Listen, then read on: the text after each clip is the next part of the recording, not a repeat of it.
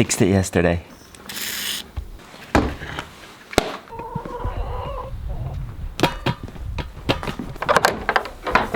Good morning. Hey, curious one. You already so curious? Huh? Huh? How are you? We want to pet you a little bit, okay? Want to pet you. Get you used to us. The kids aren't here to do it. Watch Mom's pie. Watch Mom's pie. I won't hurt you. Here, have a squeeze bar.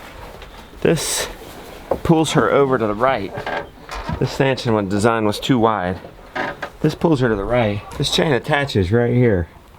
We've been using U-nails. Problem is when I forget to undo this and she backs out,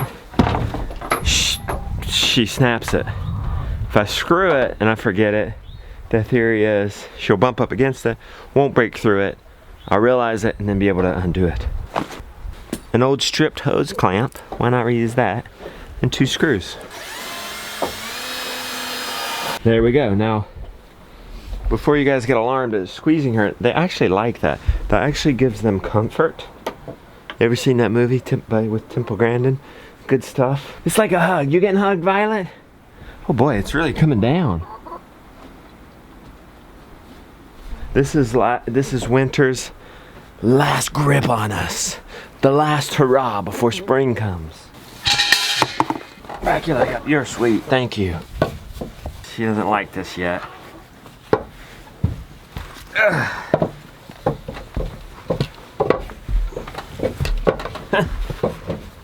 just put on clean pants this morning. She hoofed me. You seeing this? It's like snowing on me in here. I'm under a shed. All right, Violet, thank you so much for your service this morning. We're gonna put you back in. Not because they can't handle it, it's just maybe I can't handle it or don't want to handle it. It's just easier to put them in here today. But Bear, we're gonna have to get you in.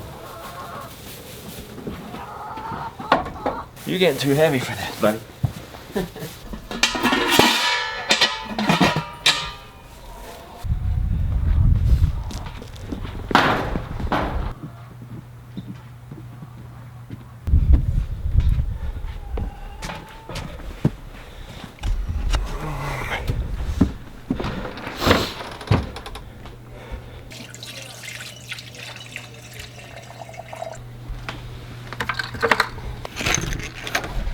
And we've been harvesting the evening milk for the chickens for a good source of protein.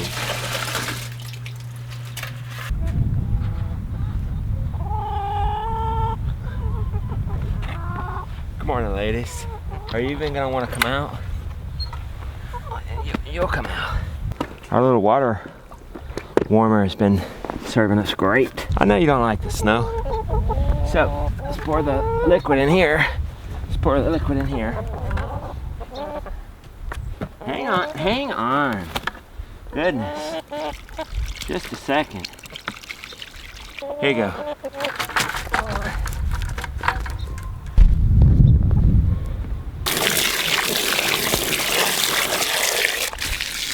Just a second, ladies. I know you're ready. Chickens don't really like walking in the snow. So I'm gonna show you a little trick. For this spent bedding, wood shavings, shredded paper, cardboard, boards, pallets, straw, hay they're gonna walk on, but they can also eat it. And it also will be organic matter for the garden that's gonna be here. Let's get some of this liquid out. No worries, it's nutrients for the garden. Some grains come out, but they'll get it. The chickens will get that. All right. All right, did I torch you guys enough?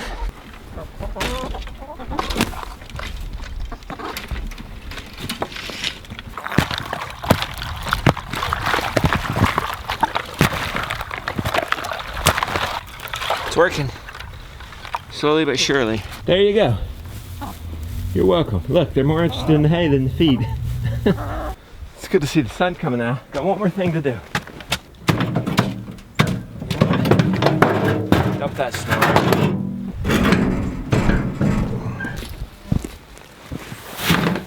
Oh, it's not that Stud Muffin couldn't find grass because of the snow. It's that he needs a new paddock, and I don't really want to do a new paddock right this moment, so I'm just gonna give him some hay until maybe it warms up this afternoon. I'm gonna take advantage of this opportunity to have him trample these briars. It won't hurt him. Little bonus for you. Here we are at Grandma's. Come to pick up the kids, but we wanted to talk to you a bit about Beauty. She's not been in the vlog lately. A lot. You've been healing. Mm-hmm. I want to say this. After you finish a marathon, not that I've ever finished a marathon, I guess I see it happening from the sidelines, from the couch on the TV. When somebody finishes a marathon, what do? They fall down. Yeah, unless they're like super pro, they collapse. And I think that's what happened after the tour. Tell us what happened to you after the tour. So what happened is I started having episodes where my heart would start racing, and we didn't know what was going on, and I ended up going to the ER, and they just said that it was stress. And so basically it was just, my body was just so tired, stressed out from the trip. And this all started like literally as soon as we like had plans to be done. Like as soon as the last plan was put in place, it was like my body was like, okay, you can break down now. Yeah. So we've since discovered that the heart racing episodes were panic attacks, and panic attacks are really scary, and I've never had one before. So yeah, it was really bad, and now I'm working with a doctor, and we are pinpointing what the problem was, and basically my neurotransmitters were really low, and that was causing a lot of problems. So I'm doing a lot better. I feel really rested. I feel really good about things. I feel like I don't think we're to the bottom of it all, but I feel like every time I go see my doctor, we kind of unpeel another part of the onion. Because I think that on the trip, my health, I wasn't taking good care of myself is basically what happened. I wasn't doing self-care, and so a lot of things just got out of whack and out of balance. I was gonna ask, how do neurotransmitters get low? So basically, stress can eat them up. So the more stressed out you are, the more they like get used up. You didn't just have a high heart rate though. You had fatigue, brain fog. For the first time in your life, you were missing turns. Yeah. You couldn't drive. You couldn't sleep. Right. That was crazy. It was crazy. Early on in Florida on our break, you could not sleep at night. I was not sleeping. I was sleeping like 2 hours a night, and it was really scary and hard. And the thing is, you didn't know that you were having panic attacks at that time. No, I didn't know that was a panic something attack. Something was seriously wrong with your heart. I literally thought I was dying. I've seen a therapist. I have an integrative doctor, and we're all working together to get these things taken care of. So I'm seeing an herbalist as well. I'm talking to an herbalist. She's helping me with some of my symptoms as well. When we got off the tour, scale of 1 to 10, 1 being like, oh, I feel like dancing, like in yesterday's video, to 10 being like, I think I'm gonna die, rush me to the hospital. Yeah.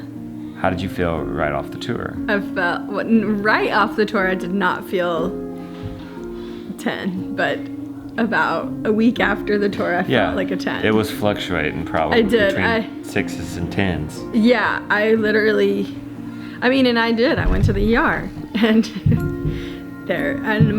all my tests and everything came back that everything was totally fine with that part of my body. So yeah, it's now. Hold on. I also want to say this. I also had my thyroid checked because I do have Hashimoto's, and my medicine was a little bit too high, And I'm working with my doctor on that. We lowered my medication, and I go back next month to get it retested again. And so that maybe played a part in it. I doubt it, but... And at first we sort of blamed the farm tours, that being the stress, causing this. It's like this big marathon, and oh my gosh, you crashed. I think we've since discovered, there's been... Everybody has stress in their life. Yeah. And I think for you can correct me if I'm wrong, but it's compiled over years and culminated into the farm tour and got your attention so that then we've worked on it and you're gonna be better off than you were before the farm tour. Yeah, definitely. I definitely feel like I've probably struggled with these symptoms on a much lesser scale for a long time. And I just honestly didn't know that there could be a better way of life. One thing that I discovered, I think when I was really sick feeling, was maybe I've never really felt that great in a long time. So that was an interesting discovery, and I'm thankful. Like a lot has come out of this. I've read a lot of good books. I've talked to so many people. Every time I talk to somebody about this, everyone's like, yeah, I've been through that. I've been through that myself. I've had that happen. Oh yeah, I can't do that either. And like, It's been amazing, like how alone I am not. Yeah. I am everybody. I mean, just so many people I respect so much, and I would never have guessed in a million years that they've dealt with anxiety or panic attacks or any of these things. Even people that I've looked up to, like in business, that they have their own businesses, and I follow them on Instagram, and they're talking about some of the problems they've had. And I'm like, oh wow. They've struggled with things and they're okay now. They run a business, and it's a very successful business, and they're able to do it. So that gave me just like a lot of hope that I wasn't going to be stuck. I felt really scared a lot, because I was like, is this going to be the rest of my life? Am I always going to feel like this?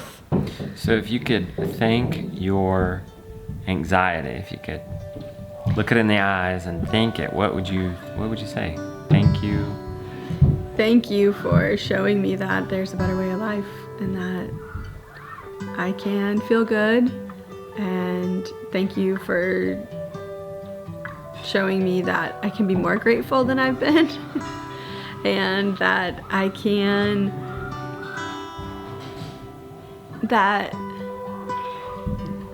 guess too, that good can come out of bad. I mean, I think that with your Lyme disease, I felt like that is true.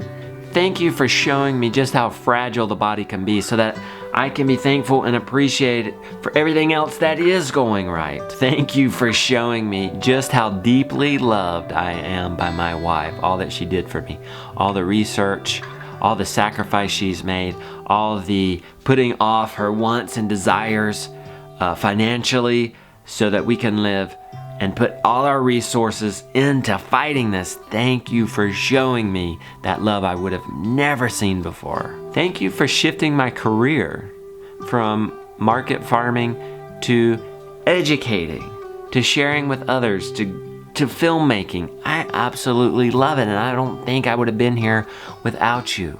And then now I feel like I've experienced it for myself too. Like the bad was me feeling awful for that period of time. And then now I'm feeling much better. I'm thankful that something bad can produce something so good. And I think I understood that process, but I've lived it now, like, for myself. So a scale of 1 to 10, how do you feel now? Gosh, I feel like, what was number 1? Running a marathon? Which way did we have it? It was 10 was really sick. Oh, okay, 10 was really sick. And then 1 was, I don't know. So 10 is collapsing at the end of a marathon. I think I feel and like 1 is dancing like you did yesterday.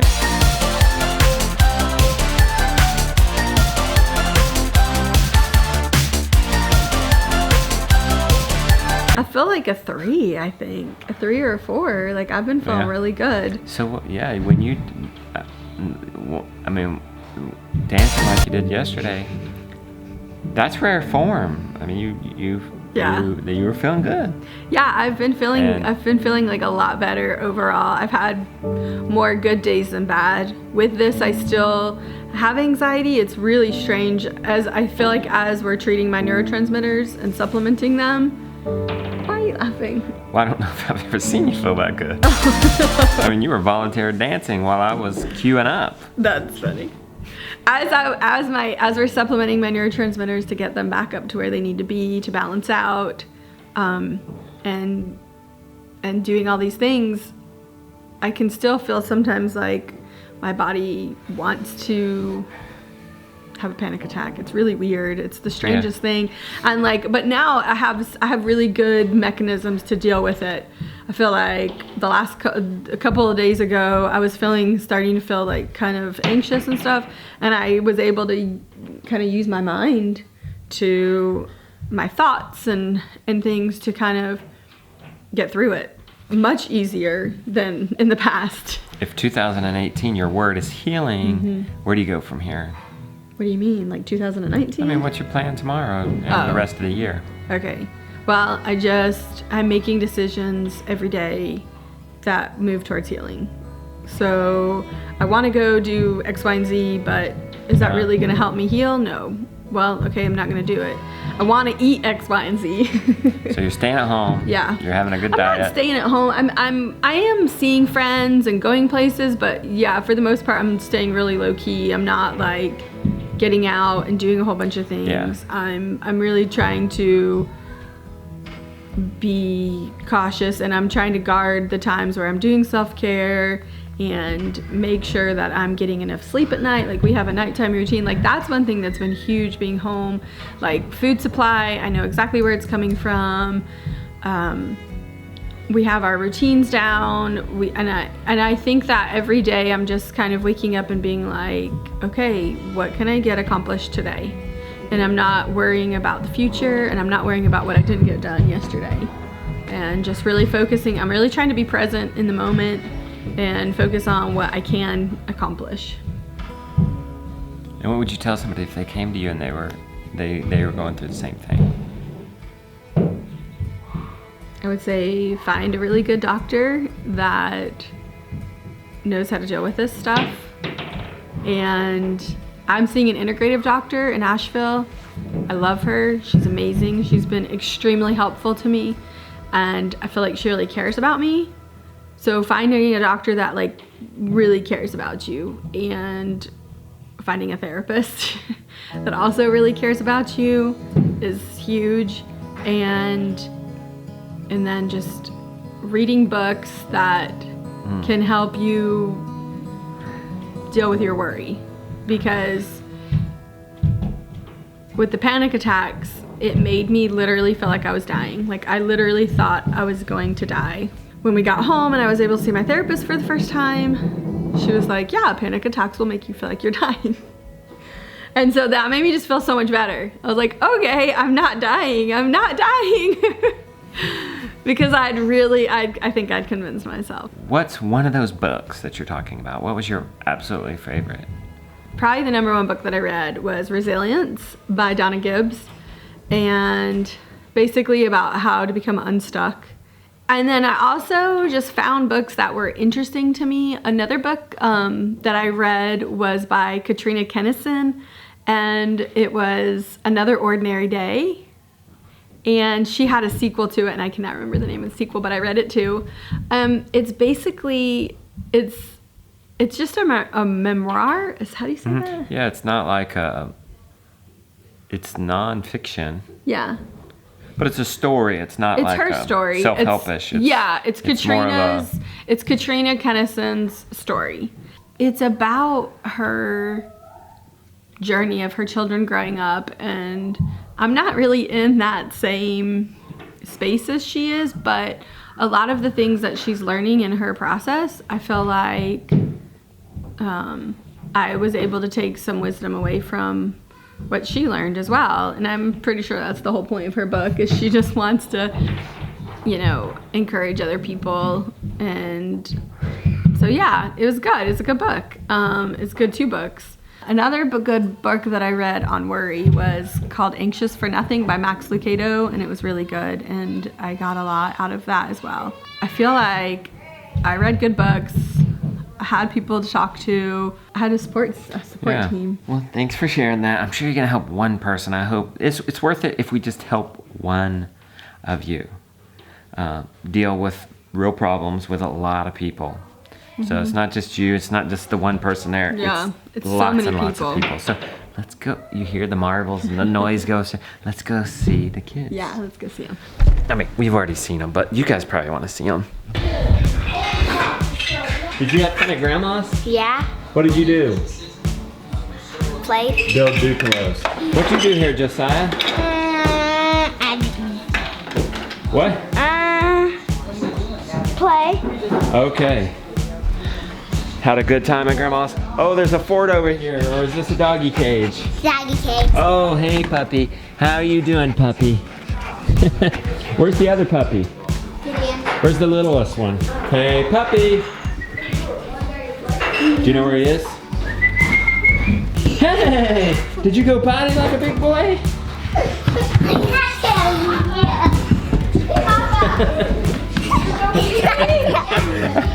Come get him, Mom. Come get him. Come get him. Come get him. He's not telling me. He's not telling me.